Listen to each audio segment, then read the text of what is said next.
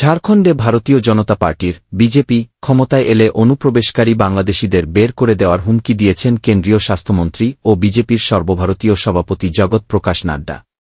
একই সঙ্গে স্থানীয় নারীদের বিয়ে করে অনুপ্রবেশকারীরা যে সন্তান জন্ম দিয়েছে তাদের আদিবাসী অধিকার দেওয়া হবে না বলেও জানান তিনি।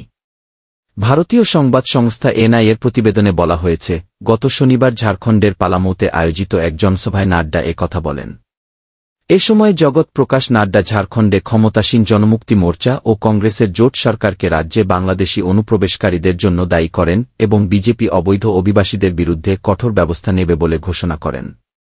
নাড্ডা বলেছেন, প্রত্যেক বাংলাদেশিকে ঝাড়খণ্ড থেকে বিদায় করা হবে এবং তারা যেভাবে আমাদের আদিবাসী বোনদের বিয়ে করে আদিবাসী জমির অধিকার পেতে চায়, তাদের সেই অধিকার তো দেওয়া হবেই না, তাদের সন্তানদেরও আদিবাসী অধিকার দেওয়া হবে না।